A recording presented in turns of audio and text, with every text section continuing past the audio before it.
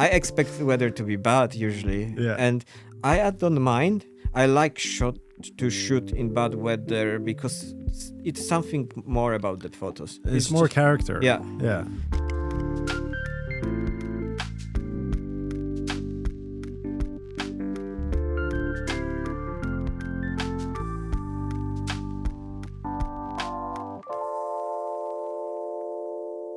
Welcome back to a new episode of our podcast, Fotopodden. We're going to do this one in English because we have a very special guest with us today.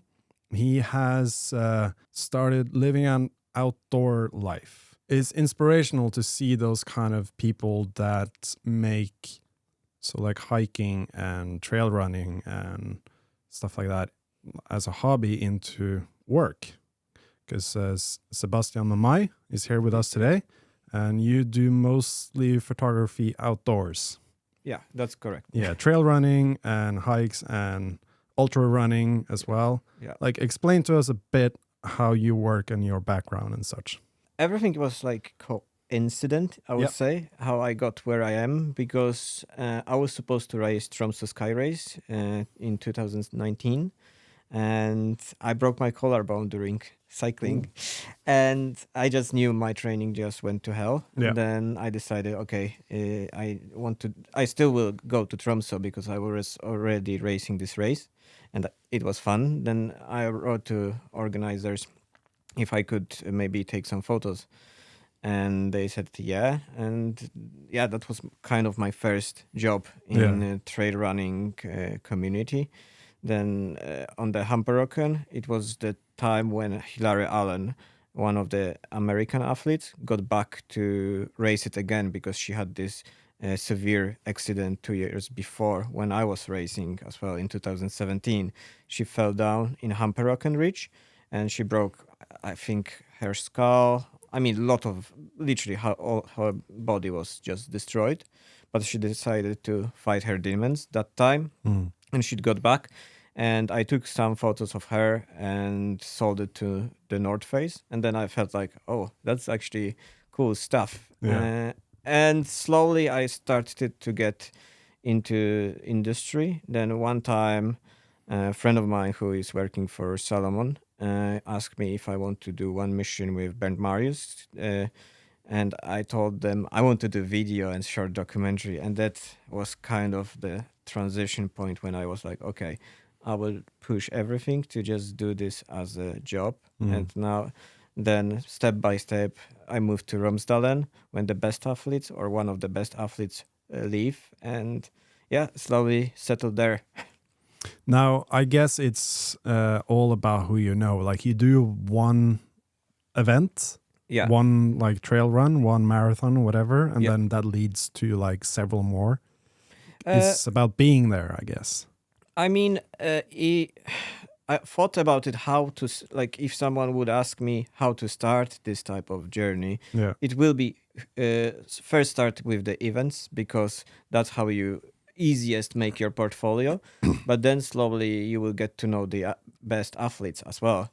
And that's where you can start exploring and expounding your portfolio and start to work with the brands like Salomon. Because professional athletes have sponsors. Yeah. So they're required, I guess, to deliver certain images of a certain quality. Yeah, exactly. From their runs and stuff. And often, like, especially these days when you have more video-focused content instead of photo content, you start to see more and more documentary-style videos about the athletes, about the normal people or ambassadors. And I feel like you start with the events and you slowly get to know people and spread, and you search for the stories. And for example, Bernd Marius, that was inspiring because he was... I mean, he's one of the best free riders in Norway, but he lost his legs due to the accident on paragliding, and he wanted to run 7 mountains in Bergen without, as the amputee, and that was already inspiring story. But it's like often you search for normal people who like I have one story with girl who had PTSD, and that is not really published yet, but it's in process, and she wanted to run her first 100-miler. Yeah. And that was like, for her, it was fighting her demons, because you're by yourself, it's bad weather and things like that. And I really feel like these stories are very interesting for audience, because you can reference yourself. It's harder to reference to, for example, Kilian, because he's like different level. Yeah. And you can't. And it's more interesting to watch someone who you're unsure if they're going to finish. Yeah. Like a pro athlete, you know they're going to finish. You know, but it's like the chances of them finishing is very, very, very, very high. Yeah, the chances of them completing the race is very, very high. I mean, and also it's about like you said, the journey to it as well, and to see that progression. I think that's also very, very inspirational. Yeah. To see someone going from not ever running that much to finishing like a marathon or whatever. Because the progression is so extreme. But to see someone do like do a marathon in less than 3 hours, and then next time they do it in 2 hours and 50 minutes. Yeah. So they shave 10 minutes off the marathon time. Yeah, it's inspirational, but it's not. Yeah. It's not that much Progress. Yeah. Yeah, then usually in these stories with normal people who started from 3K, you see so much progress and their life change. And it's fun. It's fun. I mean, it's fun, and I love to actually work with these normal people instead. I mean, I like to work with athletes, because then you can do totally different things. Like you can go to higher mountains, you can do to crazy terrain, and that's totally different story. But about like storytelling, I found it's much cooler to work with normal human beings. Yeah. What do you like mainly do now? Is it video or photo or both? Or I would say 70% will be video. Yeah. And the rest will be photo. And how do you notice the difference of workflow when you're actually out shooting, like in trail runs and stuff? Which one's like tougher to do? Video. Really? Yeah. Yeah, I mean, photo is, I found super, or like maybe not super easy, but much easier, because you are limited to certain gear and that's it. And in video, you have to carry more. You want to have good sound. You want to do much more. Yeah. And then you kind of want to still make a story about the things. And like the amount of gear in video is heavier. And especially when you work not in the events, but in like with elite athletes, you have to keep up. Yeah, exactly. And that's as well not easy. And I think that's is the toughest. But how do you actually do that? Say they're in like an ultra marathon, right? Yeah. And they're running their pace. Yeah. Just keeping up is almost impossible. No. But keeping up with camera gear as well. Yeah. Like that's an impossible task. How do you actually do that? I mean, usually it's a lot of logistic. Yeah. You need to see the map and understand where you can get access. Yeah. Like sometimes you need to hike for 20K with the gear. And then when you see them, you just leave some gear and try to run with them, because I often run with the runners, because I like this type of scenes. They add some dynamics to the project. But yeah, you just do your logistic and try to keep up. And often on the video, you get extra camera guy or two. Yeah, Depends of how large is the event. And you position yourself strategically at different spots. Exactly. Yeah, because it's impossible to do. But you have one chance. Yeah. When they run past, that's it. Yeah, and that's the worst, especially in Norway, because like in events like UTMB, where you have 2,000 runners, always you can have them. But your events here is like 200 people, but they spread, then, well, it's not easy. You have to be prepared. And there are scenes that I wish happened again, but they didn't, because something went wrong. But yeah, it sucked, doesn't it? But do you tell people that? No. You just it's for you. I mean, there are scenes like you just know, or even you don't say anyone, you know something wasn't recorded, for example. Yeah.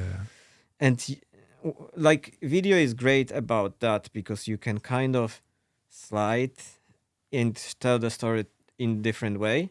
Like you didn't record something, then you just search how I can end the story. Like because we had one event that we didn't record the winners. Yeah. And well, we just did it somehow how different. You just Yeah. edit in different way. You end the event in different way. Yeah. Yeah, you just play around. You figure it out. Yeah. Yeah, I've always admired people who are able to do that. You see that on like TV shows as well, like when they go on like massive expeditions and stuff. Like the David Attenborough series on TV, like they do this behind the scenes. Yeah. And also like just capturing wildlife and, you know, capturing people running up in the mountains. Like there's no like there's no camera van that you can go to. There's nothing. It's just you, and you just have to figure it out. Yeah. What do you like? How do you plan ahead in terms of weather conditions, like enough batteries, but not enough weight, like with lenses and stuff like that? Like let's say maybe like for example when I was shooting with Kilian for the first time, I knew that we talked about the project for quite some time, and I knew where we wanted to be located. Then I went to the location, I think 1 or 2 days in advance, just to locate where is the best light, scout location, just know exactly what we'll do, because as well, it was like a ridge. Yeah. Then you need to move on the ridge with whole equipment, and you just need to be prepared. You also know his pace will be totally different, and you need to go there in advance. Yep. Then what I do, I go scout, and then lucky for me that day, a friend of mine was assisting. Then I could take more gear with me because I had like 200, 600 for some like long scenes, and then some wider lenses, and that also helps. Yeah. If you have assistant, it's totally different story. But if you don't, you still need to figure it out. And then you just tell him, okay, be this in this and this location at that time, and it's so much easier because then you have everything pre-planned. You kind of more or less know the light. But if you have like commercial work and it's based on the weather, or it's not based on the weather but based on the date, that can be tricky because we shot few commercial last year for some brands, and they expected that weather will be nice, but Romsdalen last year was Well, there's no guarantees. There was How can you guarantee it? Do you say that? It was like, well, you never know. We know that will not be nice. I mean, I expect weather to be bad usually, and I don't mind, to be honest. I like actually, I mean, I don't like for myself, but I like to shoot in bad weather because it's something more about the photos. It's more just, character. Yeah. And especially like Hvordan 2 years ago, it was like worst weather possible, just raining 2 degrees, but the emotion on people's faces is just something totally, like you feel it. You feel this pain. You feel how they struggle. You know, a lot of them will not finish. And when it's sunny and like blue sky, it's just not too happy. Too happy. No struggle. No struggle. Yeah, and you don't see the struggle in the photo. It just looks really nice. Yeah. Yeah. And I think in this type of like photography, especially like trail running, ultra running, you want to see suffering. And also you want, I guess, because if you go up and down mountains, you get a nice variety of weather as well. Yeah. So it looks like a completely different event all of a sudden. Yeah. Yeah, I mean, it can, especially in the super long runs, like 100 milers, you can start in 30 degrees and at the end it can snow. Yeah. And so I've seen it a few times. Yeah. It's like totally different. And usually you have like up to 48 hours, 50 hours to finish. And I always I know the elite runners are, wow, they did a great job, but I always like see this slowest one. They are the hardcore because they're ones. out there for a long time. Yeah, like 2 nights. Yeah, exactly. And they say, I've heard people say that as well. The elite runners that do like Ironmans and stuff. Yeah, For them, it takes maybe 10, 11 hours. Like people can finish in 8, 9, which is insane. yeah, But you have those people that spend 16, 17 yeah, hours like out there in the dark at the end. yeah, And that's in many ways, it's a lot tougher mentally. yeah. I mean, that's why I always admire this type of Yeah. people. Like you there. Like there is one quote, I can't remember who said that. It's never get easier. You only get faster. And that's so true. Yeah. Then like just the faster, like the elite ones, they suffer the same, Yeah. but shorter amount of time, Exactly. I would say. Yeah. And that's like hardcore. And yeah, you have to think about that. Like their pace, for you, maybe you do like double the time, Yeah, but it's still painful for you because you're going as fast as you can, Yeah. usually. But that's the fastest you can go. So the pain for you is the same. The same, as just the elite longer. runners. It's just double the time. yeah. It's, Probably if we analyze the heart rate of Yeah, yeah, average probably, marathon yeah. runner and elite marathon runner, the heart rate will be the same. Then like pain is the same. Yeah, It's just the amount of time you spend and Exactly. how much your body can adapt. And that's like but inspiring. it's so inspiring, and also to see that journey in photos. Like you see the struggle in the middle is usually like, I don't know at what point during an ultra run where people start to break down and there's sort of like rational part of their brain takes over to be like, why are you doing this? This is not fun anymore. Yeah. Like it can be fun for a long time, but then it gets to a point where it's not fun anymore. No. But then they get out of that because you're about to finish and the adrenaline takes over. Yeah. And when you finish that finish photo, that when people actually like make it across the finish line, it's just, there's so many different reactions that people Yeah. can get. It must be really cool to be able to capture that. But it's fun, like, because as well there is like stories about elite runners. I mean, elite runners, sometimes they don't finish when they feel like, okay, I will not win. They Yeah. don't have this, like, sometimes they treat it as a job. But Yeah. there was one Adidas runner, she wrote about Madeira a few days back. She wanted to call on her phone, but the phone didn't work, that she wanted to drop out. And for this reason, she was like, okay, I will not win it. And she was like, she was super, like, you know, in her head, she should win because she was super sharp and everything. But she couldn't. And she was like, okay, I'm gonna drop. But at the end, the phone didn't work. And she like realized why she runs. It wasn't only for winning. And she decided to finish the race. And that is very inspiring because you see more and more common in elite athletes. If they feel they will not win or be top, let's say 5, they will drop. Yeah. And that's, I think you can lose inspiration because you see these people, and then especially for a younger generation, when they see them as the idols, to drop, it doesn't look that good. No. Then I wish the more elite runners keep on going to show it's not only a job. Yeah. It's something else. And also, like, finishing top 5 is still insanely impressive. Oh, yeah.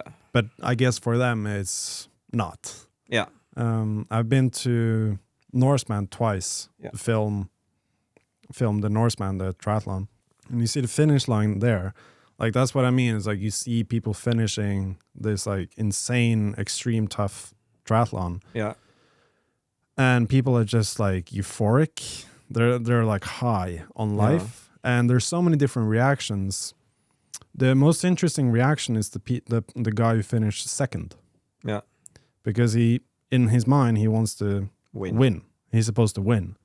And then when he gets to the finish line, there's no happiness in his face. There's no like euphoric face. He's just exhausted because he's giving everything he's got. And someone was faster than him. Yeah. which is just like annoying. And sometimes we film interviews with the winner and like the top 3. But I told, because I was there the year before and he came second the year before, and then this year as well, he came second this year as well. And I told the woman that was like interviewing, was like, he's not going to want to do an interview. She was like, but second at Norseman, that's amazing. I was like, yeah, but he wanted to win. Yeah. And that's what happened. He finished, like no happy, like hands above his head screaming, like I did it, nothing. He just collapsed on the floor.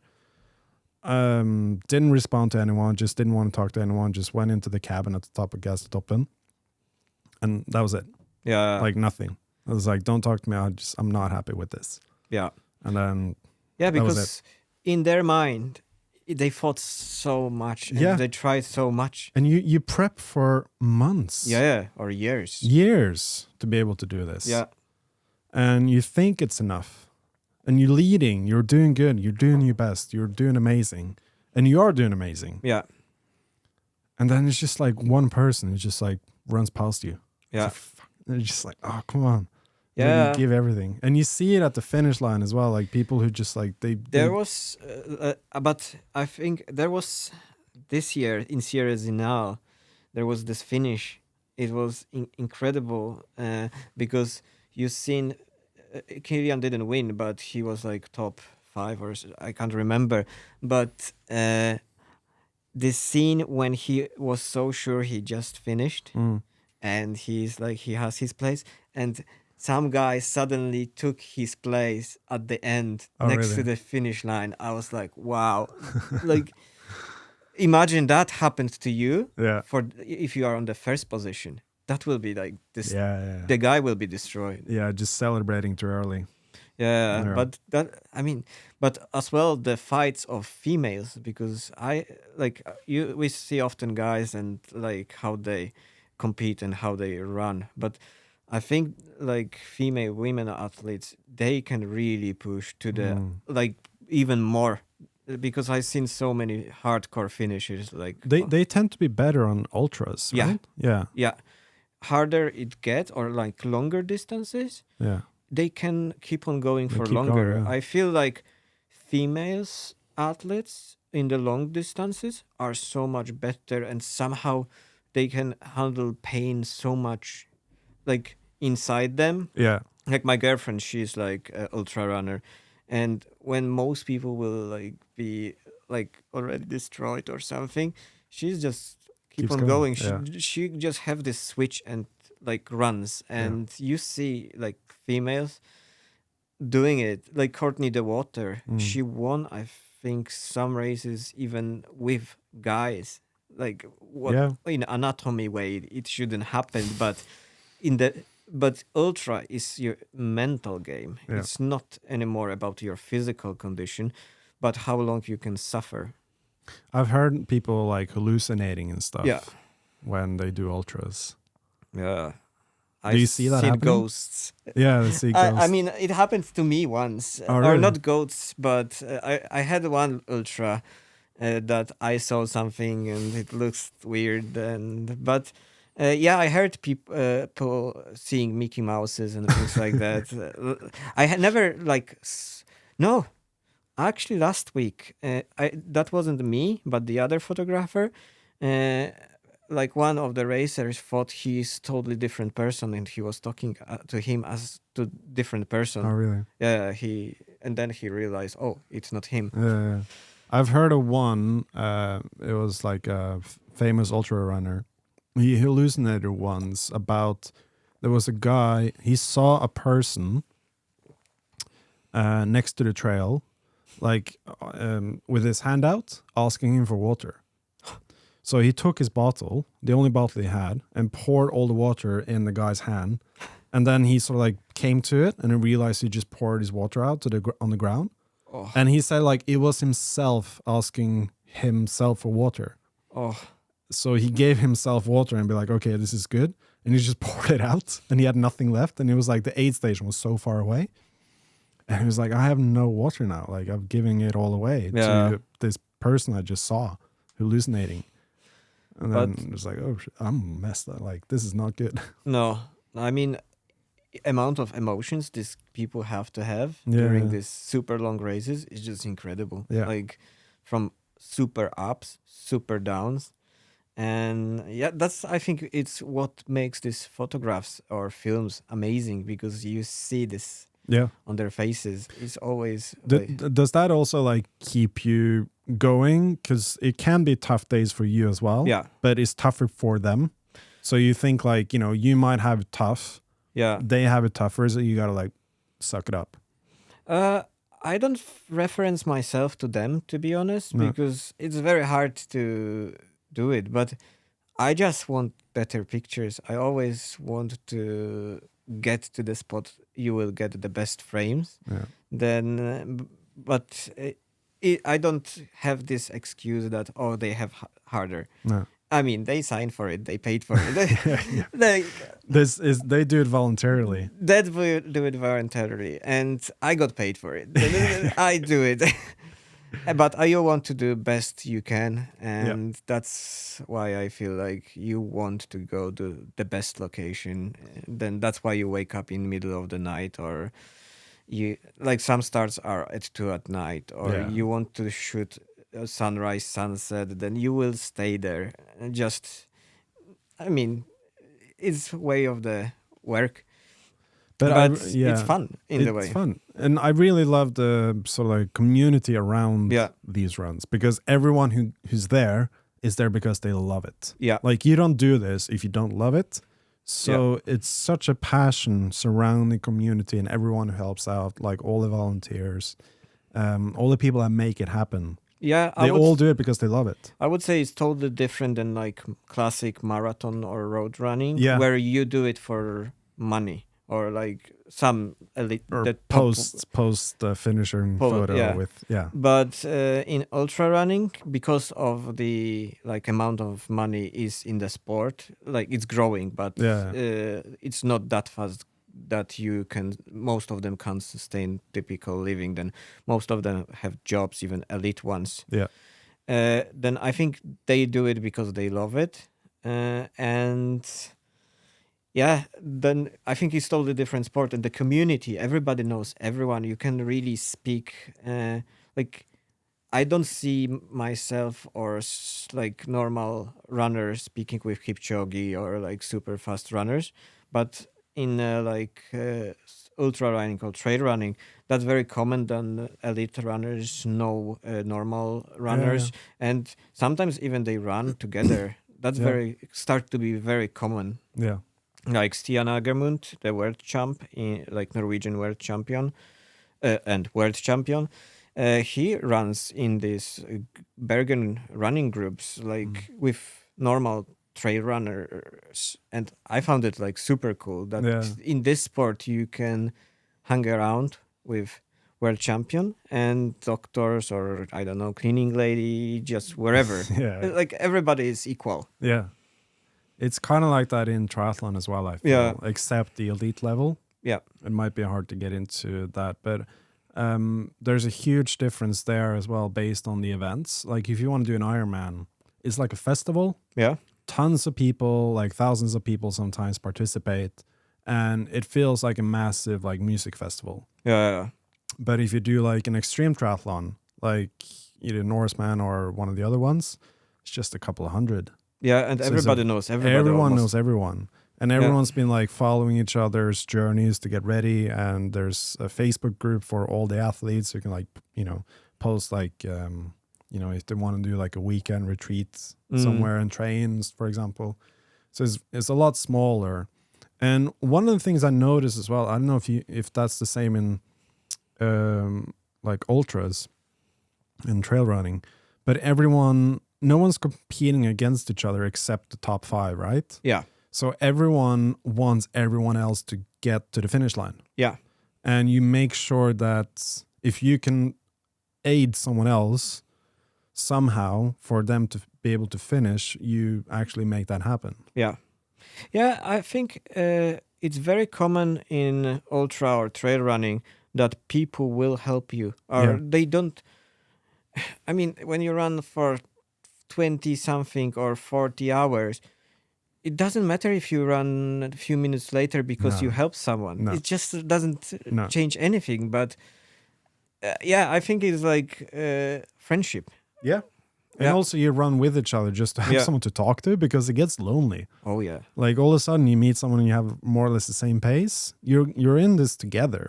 Yeah, that's very common. Like Yeah. you try to find someone and stick to these people, and you run in the group because it's mentally easier. Yeah. And in Norway, it's not that common because in 160 kilometer cars with 200 people, it will spread out. Yeah. It's just, but if you go to UTMB type of race where you have thousands of people, then it's so much like I often speak with people who race abroad.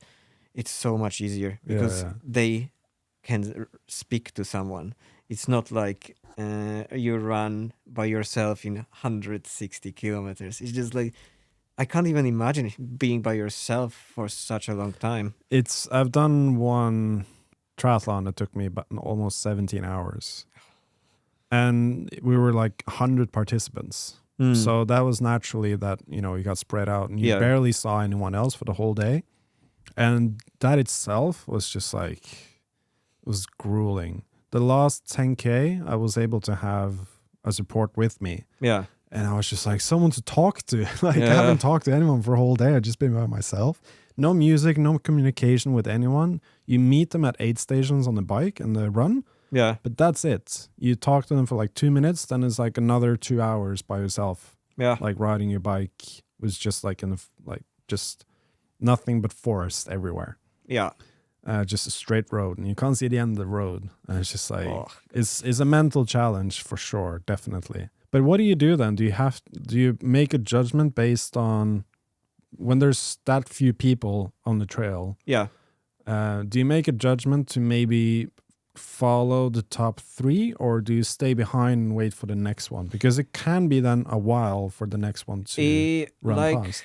I remember on the beginning when I wasn't really that my first films, because that will be better reference, I tried to keep up with the first ones, but I noticed later on it's not the best way to go.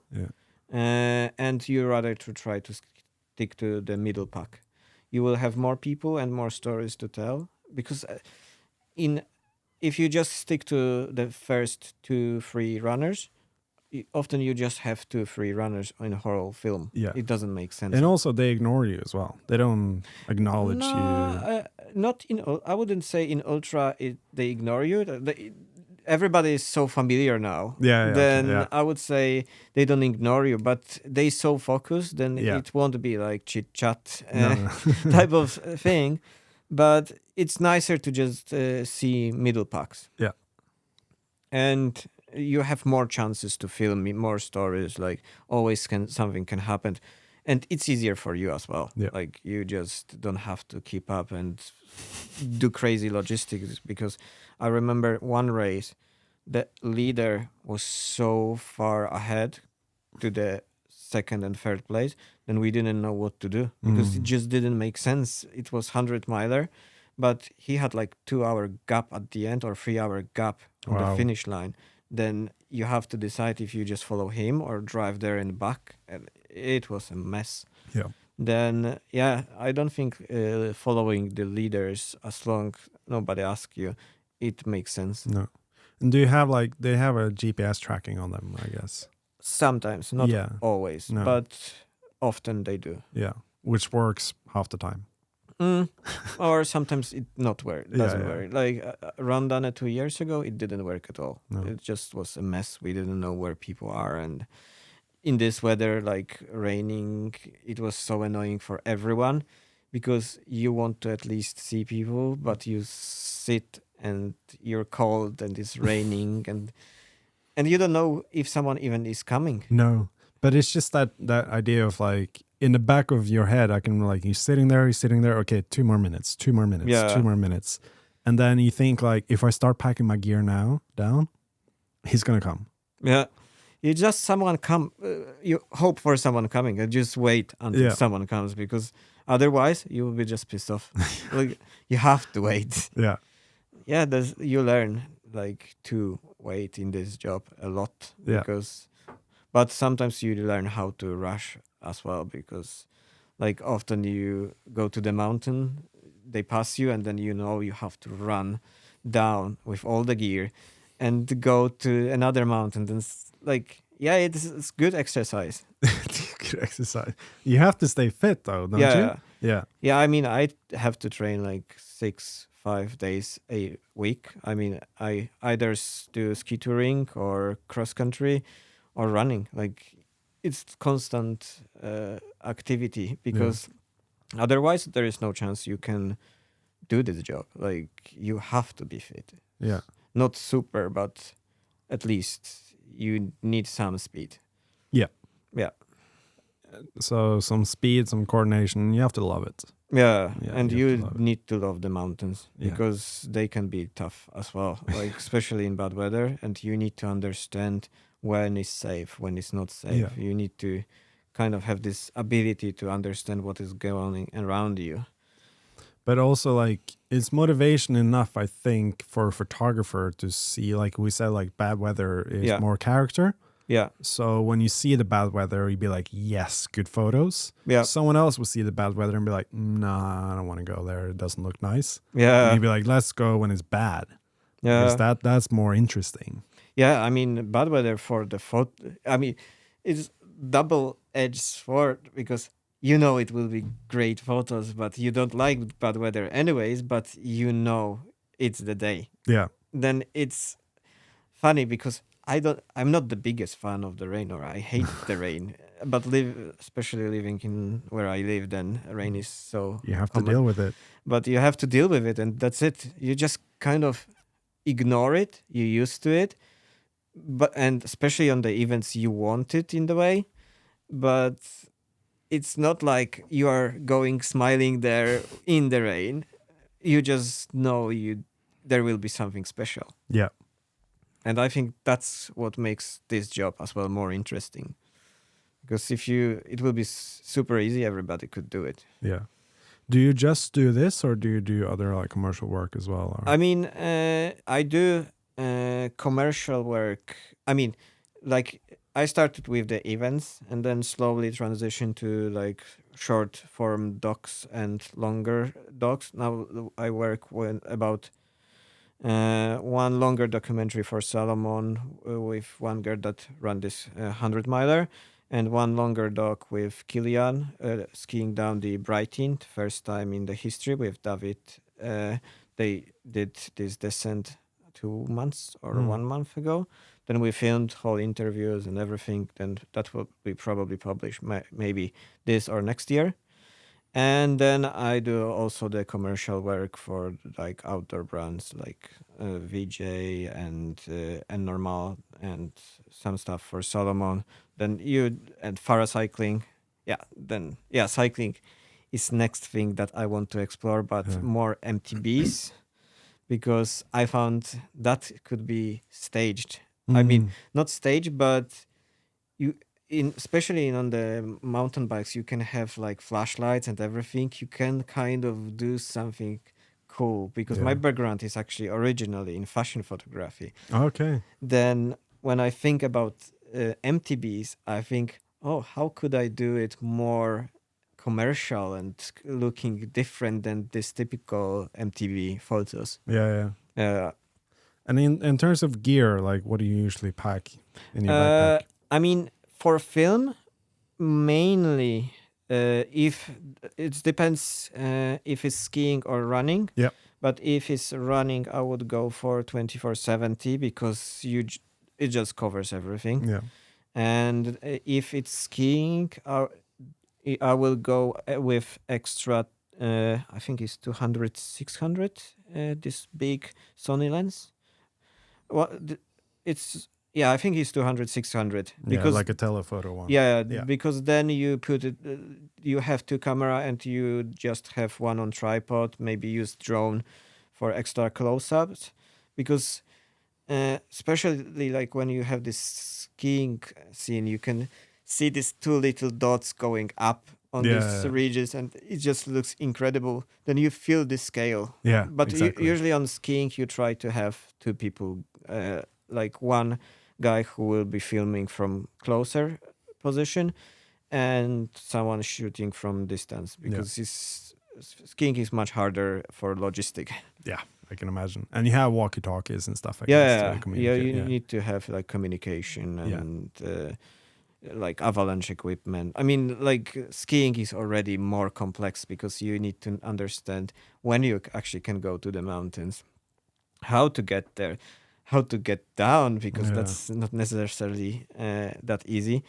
Because sometimes you feel it's steep, you have equipment, and it weighs a ton. And skiing is much harder to film. And then you want to film steady, then you probably need use gimbal, because it's not like running. You want this shaky movement, because in skiing it's the flow. Yeah. Then you don't want actually shakes anymore. Then it's more complicated. But I'm really want to explore this part of filmmaking, like skiing videos or something in winter, but it takes time. Yeah, interesting, man. What's next for you? Next for me, next is to edit these documentaries, and this year we decided for Salomon whole season we will do, instead of like running videos, every race video or most of them will have some sort of story with one person there who will be the character. Then I don't know exactly what stories we have, but first story will be we already filmed, will be about a guy who had the stomach like surgery and set up the Sadness Ultra. He made the race, he had the panic attacks and everything, and now he's like bringing the community together, and it's just super inspiring. And last year he started to train drug addicts who are sober now to race one of the distances of his like race festival, I would call.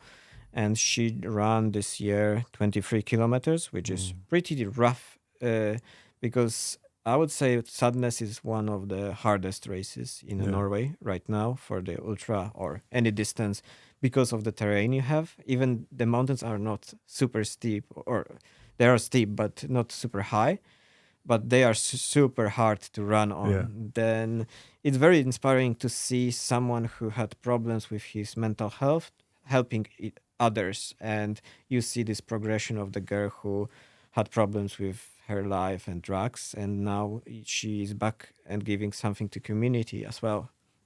Interesting. It's a natural high.